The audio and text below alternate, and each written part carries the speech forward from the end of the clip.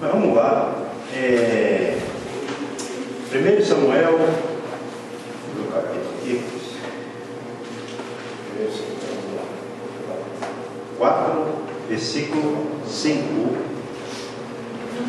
Senhor nosso Deus e Pai, os nossos pecados perdoa-nos nesta noite, em nome de teu Filho amado Jesus Cristo, e usa-me conforme, meu Pai, os teus atos, amados irmãos, que entoaram o cântico de louvor ao Senhor. Agora é o momento da palavra, em nome de Jesus Cristo, que o Senhor possa, meu Pai, usar a minha vida como instrumento para falar a tua palavra como ela é, para que a igreja continue sendo edificada, em nome de Jesus, amém, e graças a Deus. Quem pudesse colocar seus pés, só quem puder. Olha assim, pode ser. Pode ficar sentado. Diz assim, 1 Samuel 4, capítulo 4, versículo 5.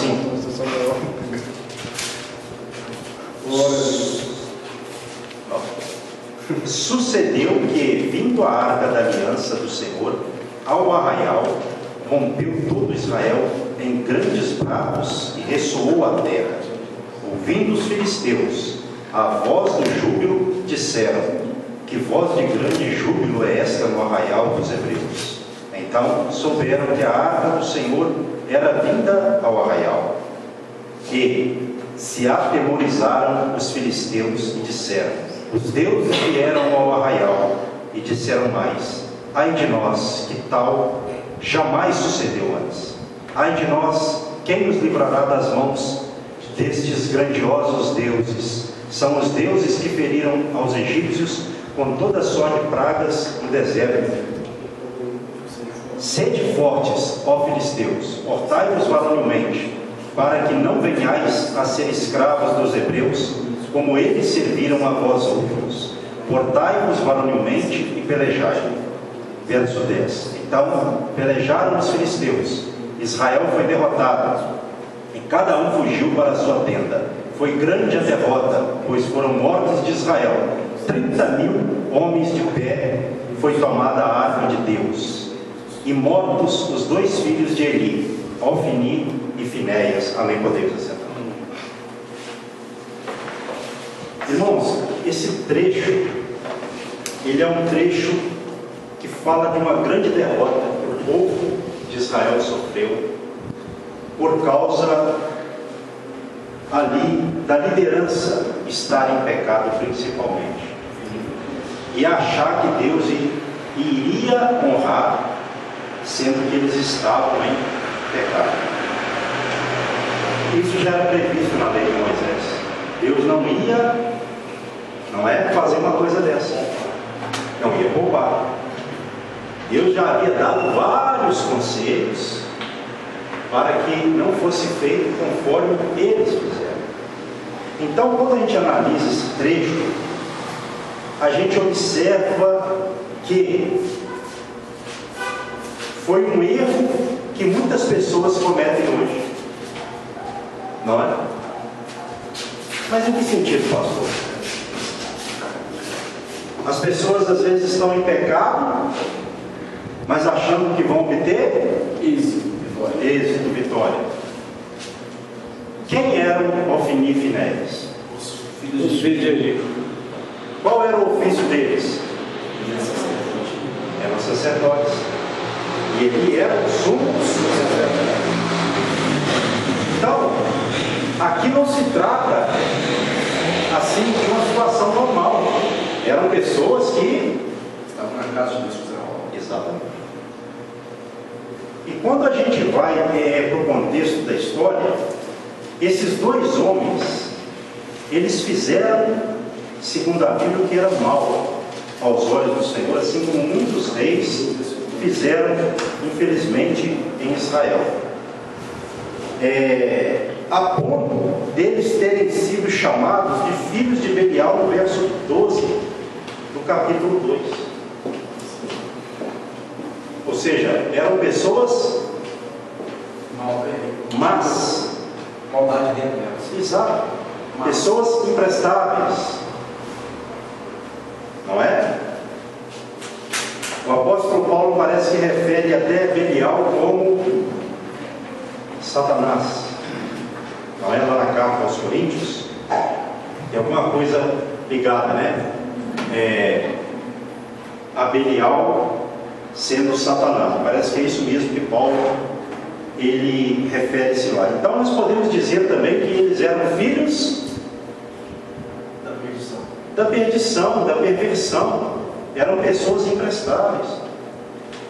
Eles não respeitaram o sacrifício ou os sacrifícios que eram feitos ao Senhor. Eles perverteram a parte sacrificial que não se podia fazer. Por quê, pastor? Porque segundo a lei, os sacerdotes já não tinham as partes deles que eram dedicadas a eles. Exatamente. Então Deus fez tudo de uma forma em que não precisasse de ali haver uma ganância, uma avareza. E quando você lê o capítulo 2 a partir do verso 12, você vai ver que o servo deles ali, ele, quando o sacrifício estava sendo feito, exatamente, como está aqui no versículo 13, do capítulo 2, pois o costume daqueles sacerdotes com o povo era que, oferecendo a alguém sacrifício, vinha o moço do sacerdote, estando-se cozendo a carne, com um garfo de 3 dentes na mão, e metia-o na caldeira, ou na panela, ou no tacho, ou na marmita, e tudo quanto o garfo tirava, o sacerdote tomava para si. Assim se fazia todo Israel que ia ali a Siló. Quer dizer, eles não respeitaram o sacrifício de Deus, mesmo sendo ali sacerdotes. Mas eles acharam que a obra, eles estavam lidando com a obra que o Senhor confiou a eles como se fosse uma coisa particular. E esse é um erro grave, porque a obra não é de homem nenhum, a obra de Deus desde quando começou. Então eles começaram a administrar o sacerdócio de uma forma totalmente pervertida. Eles eram... Aqui, apagou? Não pode deixar ligado. Tinha apagado. Entendi. Porque tem hora que essa câmera apaga, porque a gente perde vídeo, né? Eu estou mexendo na memória dela. Então, vamos lá, vamos continuar para a gente não perder o principal. Então esses homens, eles eram quem? Filhos de Belial. Uma outra questão aqui que nós podemos observar, fala aqui, acompanhe comigo, por favor. Verso 16 do capítulo 2. Se o ofertante lhe respondia: queime-se primeiro a gordura, e depois tomarás quanto quiseres, então ele lhe dizia, o moço deles lá, que servia eles: não, porém hás de matar agora, senão tomá-la-ei à força. Versículo 17. Era, pois, muito grande o pecado destes moços perante o Senhor, porquanto eles desprezavam o quê? A oferta do Senhor. Quer dizer, era muito grande o pecado desses moços perante o Senhor. Olha só, eles não esperavam nem a gordura, evangelista, ser oferecida a Deus primeiro. Quando o ofertante falava: não, vamos, né? Como está aqui no versículo de número 16, queime-se primeiro a gordura, porque a gordura ela tinha que ser queimada a Deus. Estava já na lei. A gordura era queimada para o Senhor. E eles não estavam preocupando. Não, me dá agora a força, tomando como se fosse uma coisa, como eu disse aqui no princípio, particular. E hoje muitas pessoas têm feito isso. Infelizmente tem feito. Com o passar do tempo, se a pessoa não vigiar, ela vai fazendo como se fosse uma coisa normal, natural, corriqueira, e assim. Um outro detalhe aqui a observar aqui, a se observar, está no versículo de número 22, acompanhe comigo, capítulo 2 ainda. Era, porém, Eli já muito velho, e ouvia tudo quanto seus filhos faziam a todo Israel, e de como se deitavam com as mulheres que serviam à porta da tenda da congregação. Olha só. Ainda havia o quê? Prostituição. Eles estavam se prostituindo com as mulheres que trabalhavam à porta da tenda da congregação. Certo? Aí Eli, o pai deles, disse assim, ó: por que fazeis tais coisas? Pois de todo este povo ouço constantemente falar do vosso mau procedimento. Não, filhos meus, verso 24, não é boa fama esta que ouço, estáis fazendo transgredir o povo do Senhor. Pecando o homem contra o próximo, Deus será o árbitro. Pecando, porém, contra o Senhor, quem intercederá por ele? Entretanto, não ouviram a voz de seu pai, porque o Senhor os queria matar. Está entendendo? Então Eli até deu uma repreendida, não deu? Ele até deu uma repreendida. Mas por que a repreensão de Eli, ela não foi uma repreensão conforme realmente precisava? Porque Eli era para ter repreendido com severidade, foi uma questão muito ampla. Eli era para ter parado aquela obra ali e ter colocado um ponto na situação. Ou seja, ele era para ter agido de forma mais enérgica, porque o que estava sendo ali banalizado, rebaixado, desrespeitado, era o próprio culto sacrificial que era prestado a Deus. Mas ele deu aquela repreendida, como às vezes nós dizemos, light, né? Sua mão na cabeça. Meio que assim. É até uma coisa complicada, porque a gente vê que ele repreendeu. Porém, no capítulo mesmo 3, diz assim no verso 13, ó: porque já lhe disse que julgarei a sua casa para sempre. Que Deus fala. Pela iniquidade que ele bem conhecia, porque seus filhos se fizeram execráveis, e ele não os repreendeu. Então ele repreendeu lá, mas por que fala que ele não os repreendeu aqui? Porque ele não repreendeu com o teor de severidade que necessitava aquela situação. Entende? E olha só, versículo número 14: portanto jurei à casa de Eli que nunca lhe será expiada a iniquidade, nem com sacrifício, nem com oferta de manjares. Deus decidiu remover o sacerdócio, tanto de Eli quanto dos seus filhos. Olha só que situação. E isso aconteceu por conta da perversão sacerdotal. Aí alguém pode pensar assim: pastor, mas Deus não muda. E realmente ele não muda, né?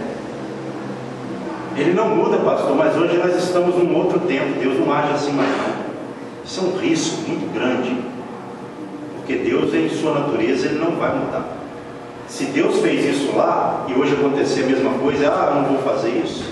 Bom, isso é para mim um engano de Satanás, porque o mesmo Deus que agia no Antigo Testamento é o mesmo que age no Novo, e ele não muda. Mudou os tempos, mas Deus, em sua natureza de ver o ser humano e de abençoar ou castigar, é mesmo. Essa é a questão. Até porque se Deus não fizesse isso, ele seria o quê? Injusto. Né? Mas no capítulo 2, voltando, tem uma mensagem muito forte aqui. No versículo 29. Diz assim, ó. Capítulo 2, versículo 29, só para a gente não estender muito, né? Isso aqui, Deus levantou um profeta para avisar Eli. Por que pisais aos pés os meus sacrifícios e as minhas ofertas de manjares, que ordenei se me fizessem na minha morada? E tu, por que honras a teus filhos, mais do que a mim, para tu e eles vos engordardes das melhores de todas as ofertas do meu povo de Israel? Portanto, diz o Senhor Deus de Israel: na verdade, dissera eu que a tua casa e a casa de teu pai andariam diante de mim perpetuamente. Deus falou isso mesmo. Porém, agora diz o Senhor: longe de mim tal coisa, porque aos que me honram honrarei, porém os que me desprezam serão desmerecidos ou desprezados, né? Então Deus tinha feito uma aliança com ele.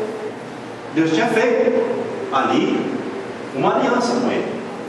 Deus tinha feito uma promessa a ele. Mas quem quebrou a promessa? Ele. Exatamente. O pai dele. Exatamente. Então, Deus tinha uma promessa de bênção. Tem pessoa que fala assim: não, os dons são irrevogáveis. Cuidado, isso é mentira. Isso é mentira. Ah, tá. A pessoa às vezes pode pecar e Deus continuar usando ela por um tempo, o dom dela, por um tempo.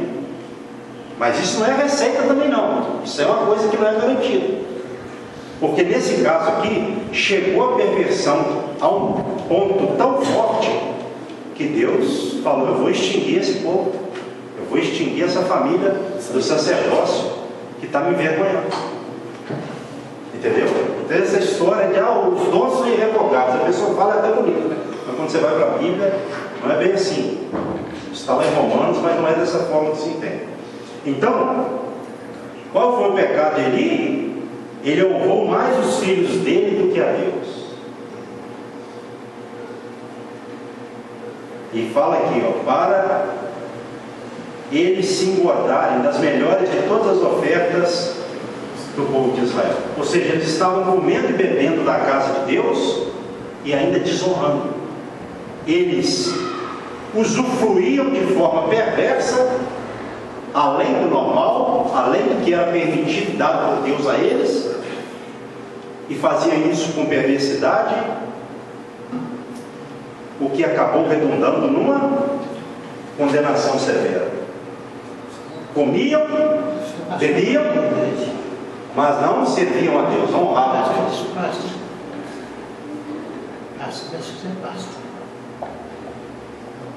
Amém? Deus quiser, não basta. Bom dia, assim também? Também. Isso aí, eu falei que o senhor, qualquer coisa, nós encaminhamos o senhor, tá? Fala aí com o evangelista aí. Amém. Fique em oração por ele. Então, irmãos, olha só a situação extremamente complicada, não é? E às vezes tem pessoas que honram mais a família do que a Deus. Sim. Isso a gente vive, sim. A gente tem que honrar a família, mas não mais do que a Deus. Enquanto a família estiver errada, aí tem que corrigir. Olha só o que diz aqui, hein? Vou ler esse trechinho de novo, ó. Versículo 29, parte B, depois de uma interrogação. E tu, porque honras a teus filhos mais do que a mim? Então, irmãos, tem que vigiar. Ele honrou mais os filhos dele do que a Deus. Ele deixou se levar pelo sentimento. Se a gente não vigiar, a gente deixa se levar pelo sentimento. Só que a ruína chegaria como chegou, não é? Comeram, beberam, mas aí o Senhor resolveu desfazer o chamado. Quebrou a promessa. Porque primeiro eles quebraram, não é? Então Deus disse: honrarei os que me honram, porém os que me desprezam serão desprezados. Então a pessoa quer ser honrada por Deus, ela tem que honrar Deus. Se ela desprezar Deus, ela não precisa pensar que Deus é honrado, não. Esse é um palhaço, e o palhaço é Deus, porque só um palhaço vai honrar quem não honra. Deus não. Deus julga com justiça e com juízo. Deus julga com justiça. Por que eu falo um palhaço? Porque um palhaço, um tolo, ele vai honrar quem não honra ele. Não está escrito isso na Bíblia, você não vai encontrar as ações do tolo? Agora Deus, ele vai honrar quem não honra ele? Onde está isso na Bíblia? Até hoje eu não vi. Então tem que se vigiar com relação a essa questão, né? Isso é muito sério. E a coisa, irmãos, não acabou por aí não. Vamos trabalhar um pouquinho aqui mais no verso 31 do capítulo 2. Eis que vem dias que cortarei o teu braço e o braço da casa de teu pai, para que não haja mais velho nenhum em tua casa. Quer dizer, extinguir ali o sacerdócio, e verás o aperto da morada de Deus há um tempo, com o bem que fará a Israel, e jamais haverá velho em tua casa. Verso 33. O homem, porém, da tua linhagem, a quem eu não afastar do meu altar, será para ti consumir os olhos, e para ti entristecer a alma, e todos os descendentes da tua casa morrerão na flor da idade. A coisa era muito severa. Ele jamais imaginava o que Deus estava preparando para ele. Verso 34. Ser-te-á por sinal o que sobrevirá a teus dois filhos, Ofni e Finéias, ambos morrerão no mesmo dia. Já estava profetizado que eles iam morrer. Primeiro que Deus iria os matar, aqui Deus fala por meio desse profeta que eles iriam morrer, e o trecho que nós acabamos de ler agora, eles morreram. Então, olha só, os perversos lá, que se prostituíam ali na tenda, com as mulheres, que pervertiam o sacrifício, Deus não deixou barato. E em seguida ele. Exatamente, a coisa foi só crescendo. Então, Ofni e Finéias, eles chegaram a um ponto tão assim sério de cegueira espiritual pelos pecados, que eles não ouviam mais a voz do Senhor. O que nós conhecemos na Bíblia como, nós falamos sempre sobre isso, mente cauterizada. Uma mente que já não tem mais Deus acesso a ela. Não adianta falar. O ser humano pode chegar a esse ponto que eles chegaram. Outros na Bíblia também chegaram. Então isso é uma coisa muito séria, não é? Verso 35. Então suscitarei para mim um sacerdote fiel, que procederá segundo o que tenho no coração e na mente. Edificar-lhe-ei uma casa estável, e andará ele diante do meu ungido para sempre. Será que todo, verso 36, aquele que restar da tua casa virá a inclinar-se diante dele para obter uma moeda de prata ou um bocado de pão, e dirá: rogo-te que me admitas a algum dos cargos sacerdotais para ter um pedaço de pão que como. Miséria. Ou seja, a família dele, a linhagem dele seria, a descendência dele seria extinta do sacerdócio de Israel, e ainda ia, né? Mendigar o pão. Estavam na cabeça, mas não vigiaram. Deus preparou a mendicância. A queda severa.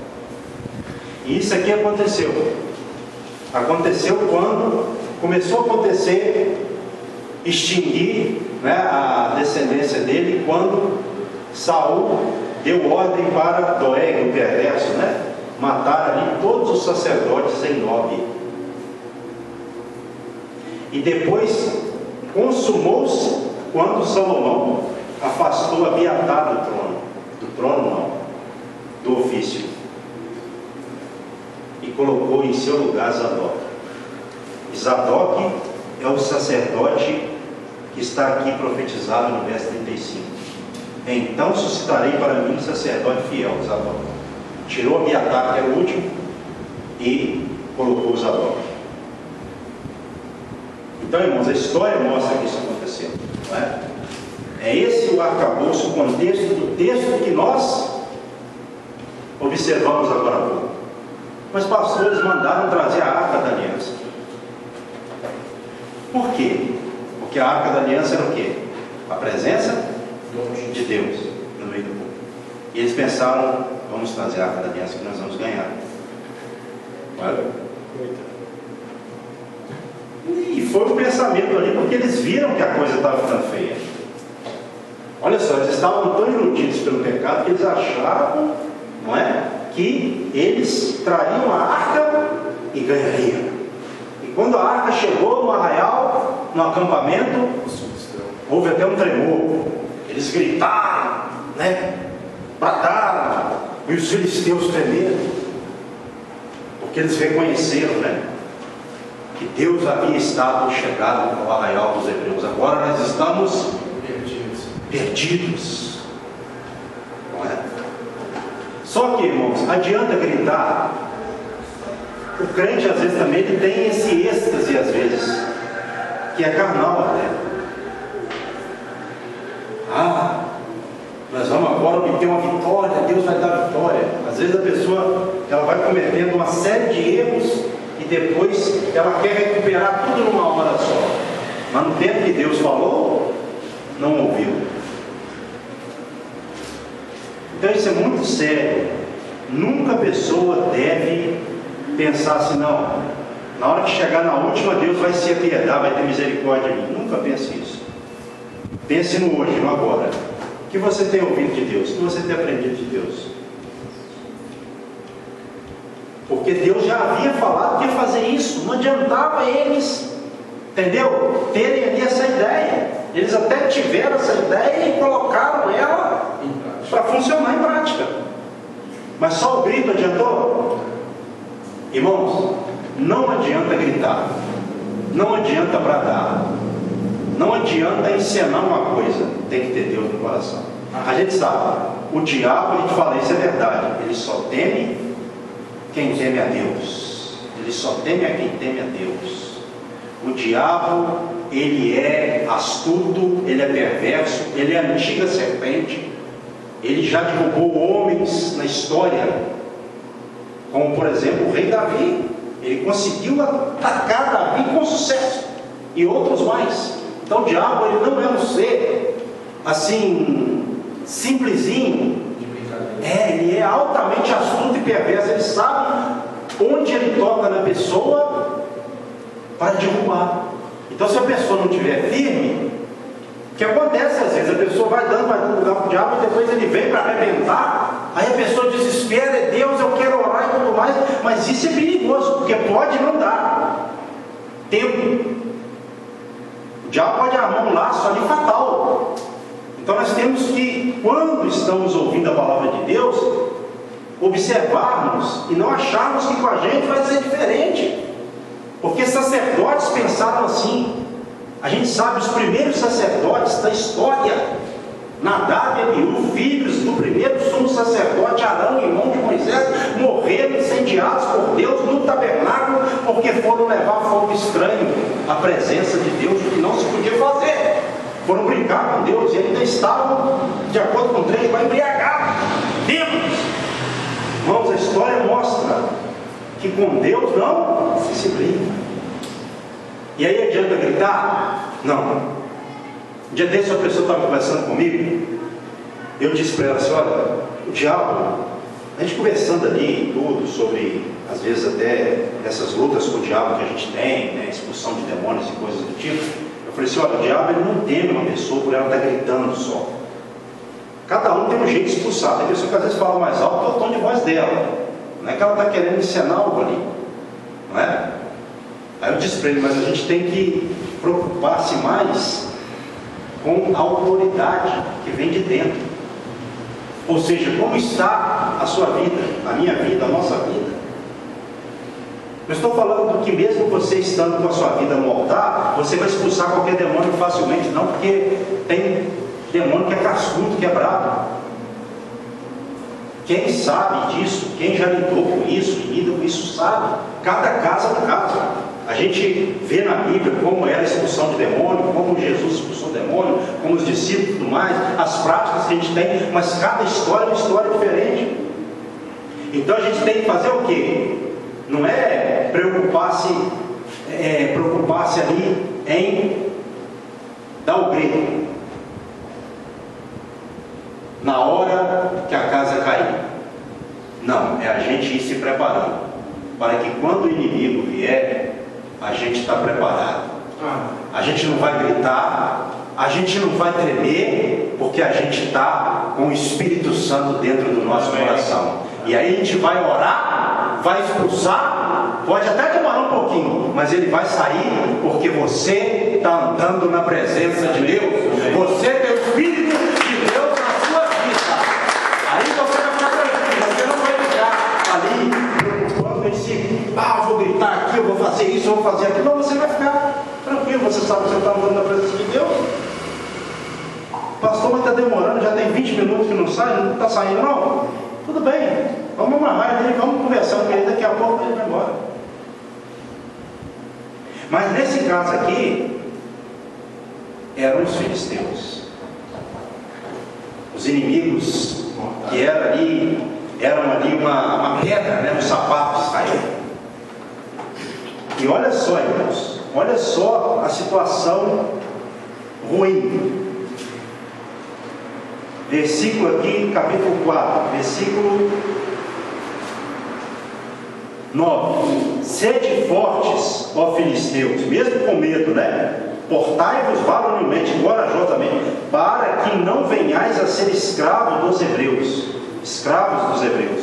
como eles serviram a vós outros. Portai-vos varonilmente e pelejai. Então pelejaram os filisteus. Israel foi derrotado e cada um fugiu para sua tenda. Foi grande a derrota, pois foram mortos de Israel quantos mil? 30 mil homens de pé. Foi tomada a arca da aliança de Deus e mortos os 2 filhos de Eli, Ofni e Finéias. Deus falou que eles iriam morrer, e eles morreram.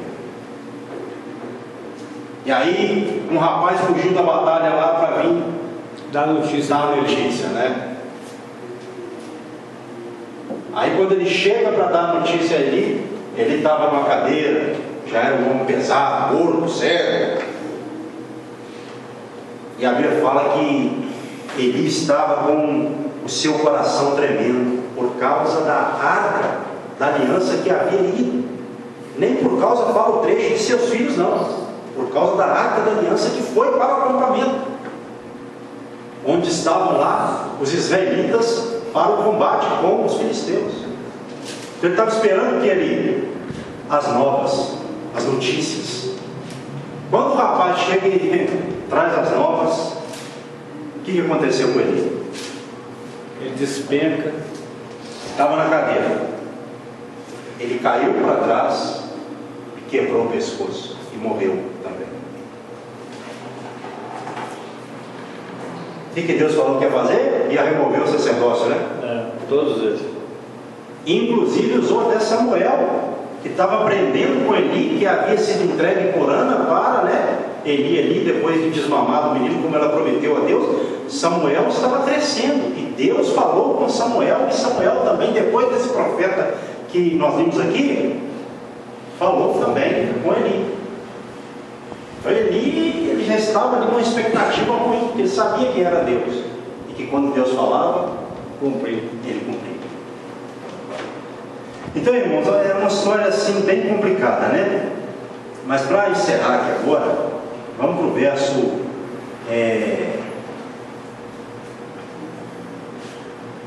18 do capítulo 4 de 1 Samuel. Ao fazer ele menção da arca de Deus, caiu ele da cadeira para trás junto ao portão e quebrou-se o pescoço e morreu, porque era já homem velho e pesado, e havia julgado Israel por quantos anos? 40 anos.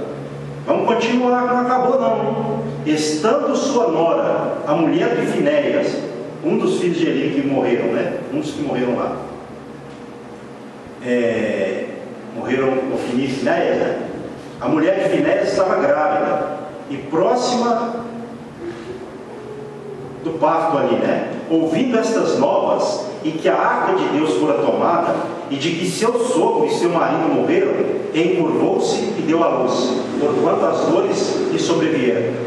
Ao expirar, ela estava morrendo, disseram para ela as parteiras, né?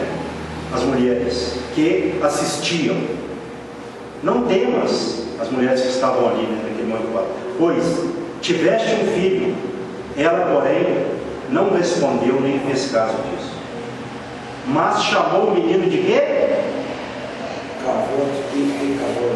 E aí está Icabote, né? Na minha está Icabote mesmo, dizendo: foi-se a glória de Israel, Isso ela disse porque a arca de Deus fora tomada e por causa de seu sogro e de seu marido. E falou mais: foi-se agora de Israel, pois foi tomada a arca de Deus.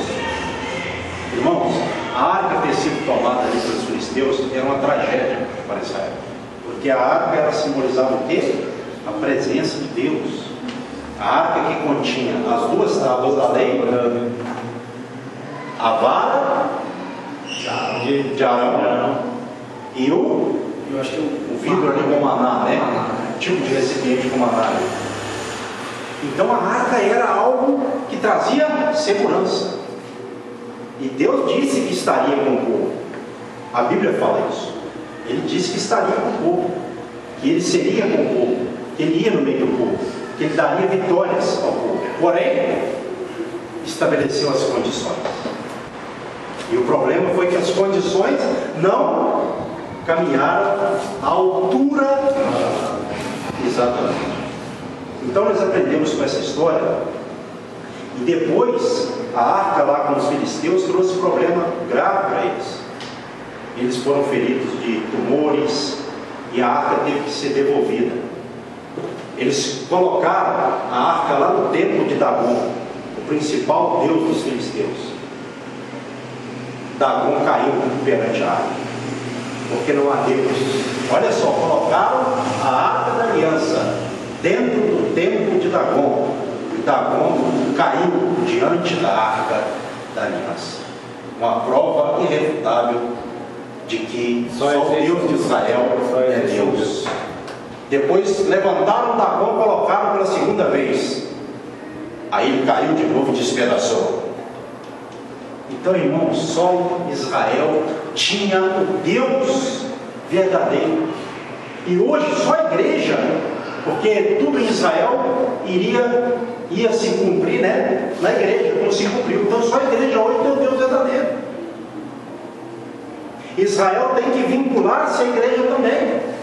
Tem que aceitar Cristo também, para poder ser salvo. Já não tem mais aquela pompa toda que tinha no Antigo Testamento. Povo exclusivo, mas mesmo sendo povo exclusivo, quando desobedeceu a Deus, caiu e caiu feio. O nome do filho de Finéias acabou. Se foi a glória, foi-se a glória. Deus se retirou do seu povo, porque o seu povo ali pecou, principalmente a liderança, pecou e desonrou a Deus. Imagina bem na hora que aquela arca chegou lá no acampamento, aquela arca que era bonita, adornada a ouro, né? Então, irmãos, não adianta ter capa, ter aparência. Para Deus resolve a gente querer mexer só na estrutura. Ah, vamos pintar aquelas colunas ali de ouro, pastor. Não que não possa fazer isso, é no sentido que eu estou falando. Preste atenção, tá? Nós vamos dar até uma pintura aqui, em nome de Jesus. Em nome de Jesus. Mas vamos dizer assim: vamos pintar essas colunas aqui de ouro, vamos fazer isso na igreja, vamos fazer aqui. Bom, eu não sou contra fazer reformas, às vezes são necessárias. Porém, não adianta arrumar o exterior se o interior não está arrumado, não está preparado. Quantas pessoas estão com essa palavra na vida imprimida e acabou, se foi agora? Pessoas que tinham promessas de Deus, pessoas que Deus chamou, pessoas que Deus honrou até certo ponto, mas elas brincaram com Deus, caíram. E, irmãos, isso é uma coisa séria, é uma coisa muito séria.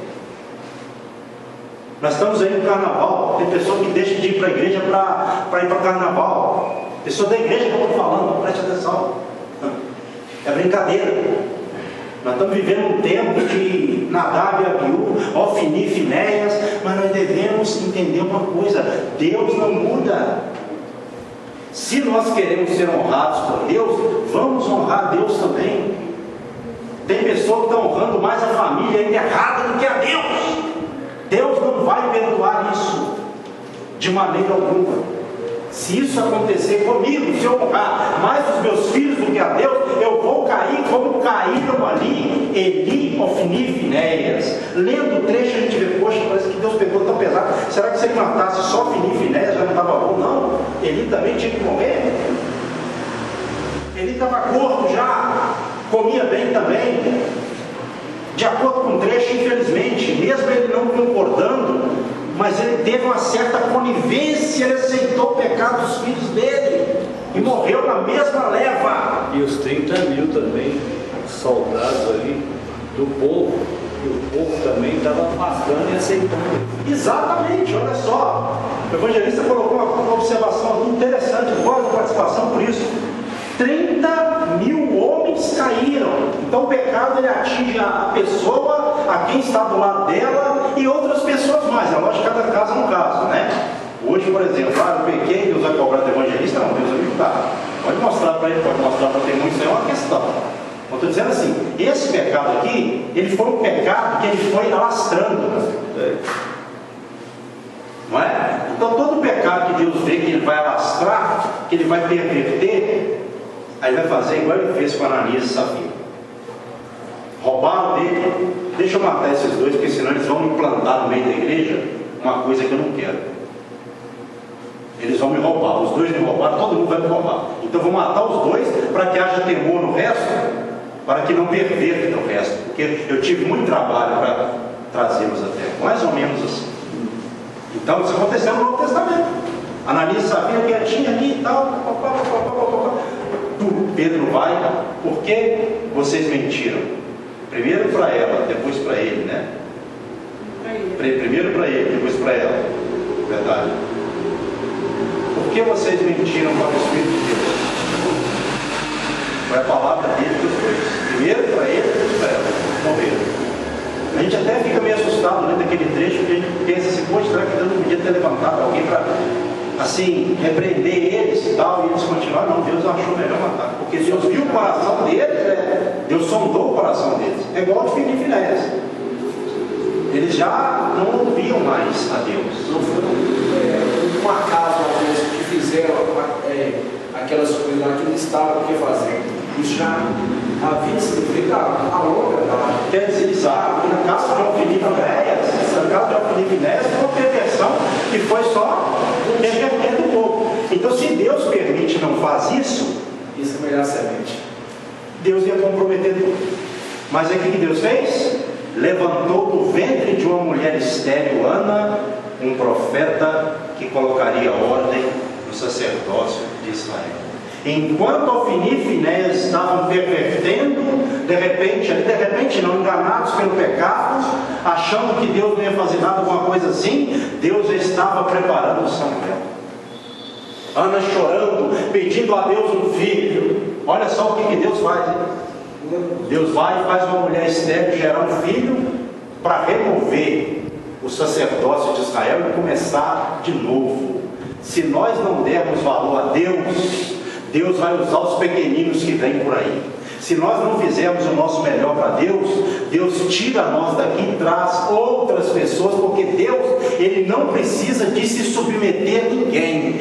Deus quer quem quer Ele. Deus quer quem obedece Ele. Se dizer assim para o Senhor, como falou a criança lá, Samuel, ensinado por Eli: Senhor, eis-me aqui, fala que o teu servo ouve.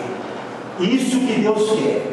Se obedecer, Deus vai exaltar e vai levar até o final da vida dele, vai morrer, vai para a glória, vai deixar uma boa história, vai deixar uma descendência. Agora, se perverter, Deus não vai permitir isso por muito tempo. Deus mata, Deus fere, Deus tira da igreja e traz outros melhores. Mas se honrar Deus, Deus honra também.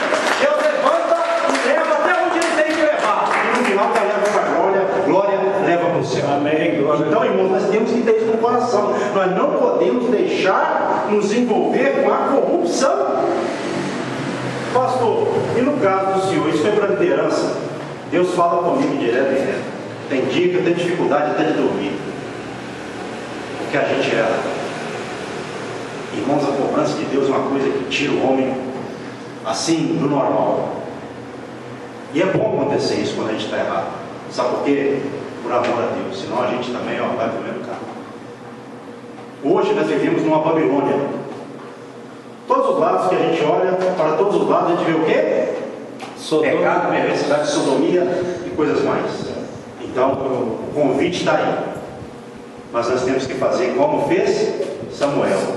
Pastor, mas os filhos de Samuel foram corruptos. Não vamos deixar isso para outro dia. Mas Samuel não foi. Então, você não tem que acompanhar seus filhos.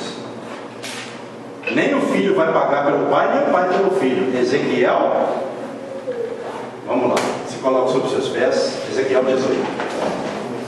Passa sua mão em forma e conjunto. Senhor, abençoa a todos com teu amor, com a graça do Filho, com a sua gloriosa consolação do Filho e do Espírito Santo. E a todos no final, meu Pai, de domingo, amanhã também é feriado, esses dias que sejam dias de encorajamento, de ânimo e de consolação para todos, em nome de Jesus Cristo. Amém. E que as palmas do meu Deus agora, amém.